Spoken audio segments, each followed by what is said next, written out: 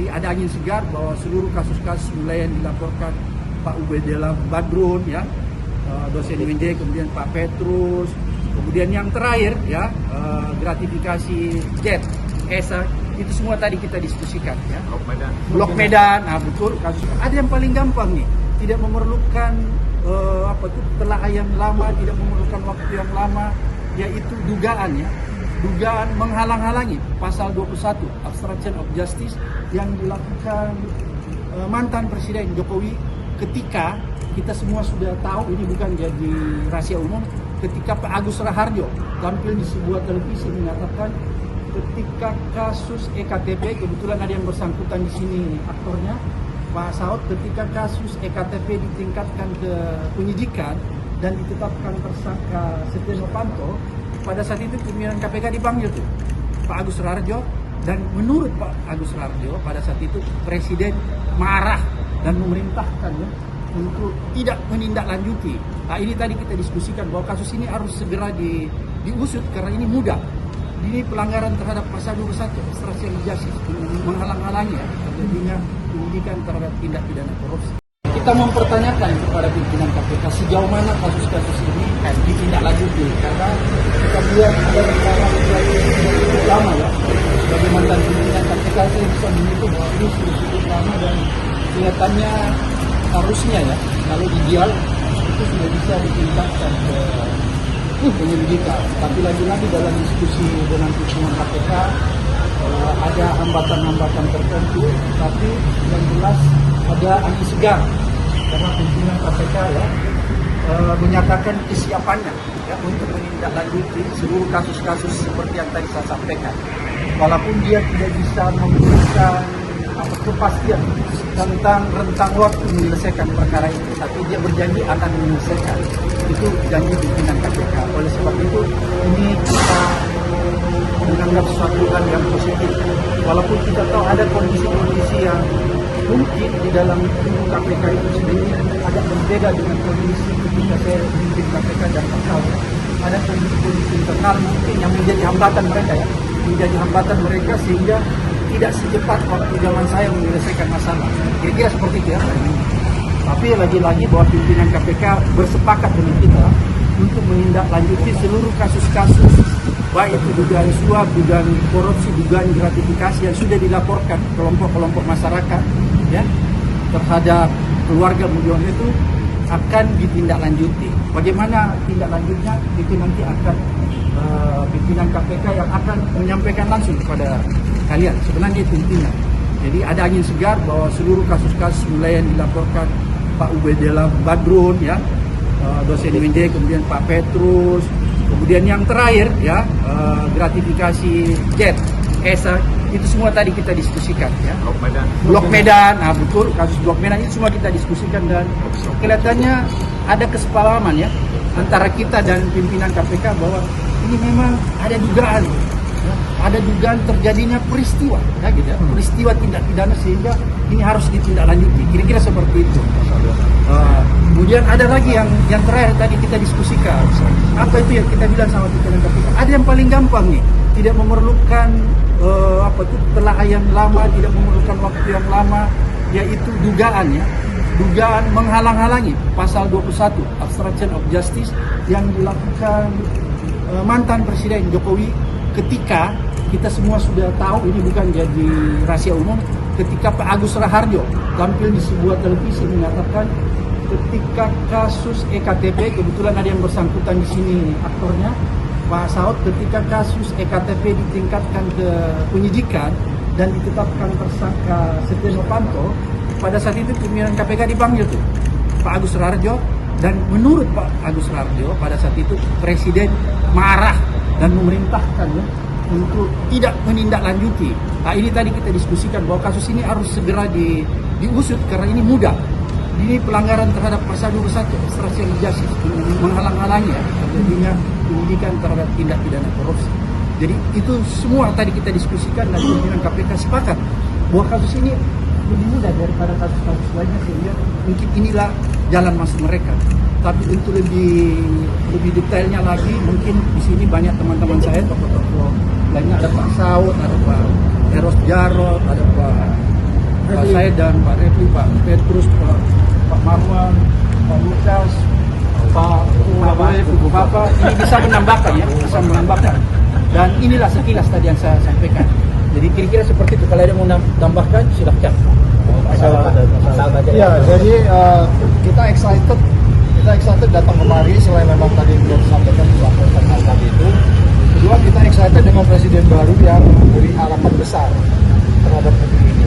Ya, kamu ingat saja begitu di KPU saja, begitu dibacakan beliau menang, dia sudah mengatakan saya akan menghapus korupsi. Itu kata-katanya.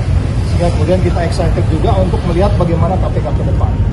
Oke, tadi case-case tadi mungkin itu tidak akan bisa selesai pada periode ini mungkin. Oleh sebab itu tantangannya ke depan adalah bagaimana orang-orang yang datang ke KPK itu antara dirinya dengan Tuhan ya. Saya selalu bilang begitu.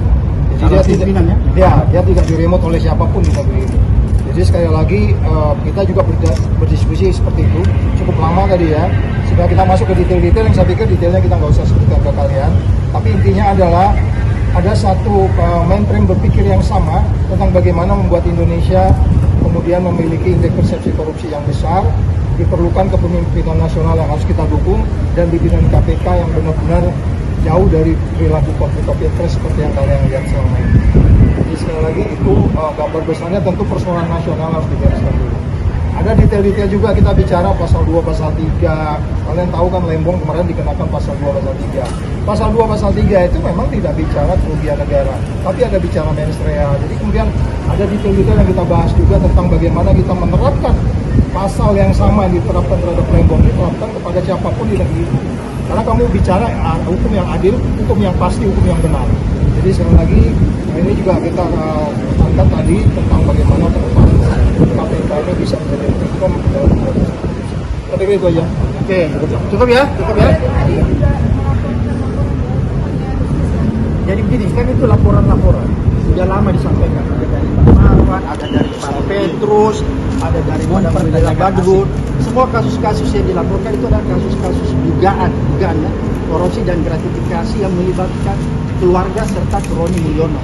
Kita pertanyakan, oh ini sudah ada yang 3 tahun, 2 tahun ya, itu sejauh mana? Tadi sudah dijawab oleh pimpinan KPK bahwa sekarang mereka masih sedang ya melakukan kerja-kerja untuk mempercepat ya penyelesaian kasus-kasus ini.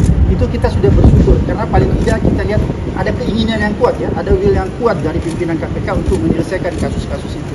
Apalagi tadi dalam diskusi Pak Saud dan tokoh-tokoh lain menyatakan sekarang sudah tidak ada kendala psikologis lagi untuk memeriksa orang-orang yang misalnya tadi sebagai pengusaha kan sudah berhenti sekarang. Jadi sudah tidak ada kendala aturan untuk memanggil. Itu tadi kita diskusikan. Dan memang ada yang tadi Pak Saud katakan mungkin ada hambatan karena masa kepemimpinan sekarang tinggal 2 bulan. Desember sudah selesai. Pertanyaannya kemudian mungkin apa kasus-kasus itu bisa diselesaikan dalam 2 bulan?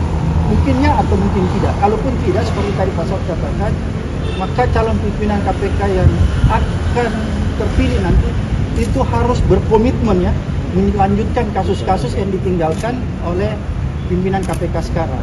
Dan yang kedua bahwa ini himbauan nih kepada pemerintah bahwa sebaiknya memilih pimpinan KPK yang kredibel. Itu pertama. Kemudian yang kalau kedua, kalaupun bisa sebenarnya, kalaupun di antara 10 orang ini kita melihat belum bisa diharapkan, maka kita mendorong pemerintah karena ini ada aturannya bahwa pemerintah bisa menganulir ya, bisa membuat pansel ulang ya, membentuk pansel ulang dan melakukan seleksi ulang untuk calon pimpinan KPK. Ini belum terlambat kalau kita ingin menghasilkan pimpinan KPK yang kredibel. Itu tadi yang kita diskusikan. Pak, ini mengenai tadi pemerintah bisa melakukan pemilihan ulang itu setelah 10 calon ini ditetapkan atau sebelum ditetapkan? Apabila pemerintah ingin melakukan pansel ulang. Ya sekarang kan tinggal 10 ya. Sekarang pemerintah sudah menetapkan, katakanlah begitu ya. Kemudian nanti diserahkan ke DPR.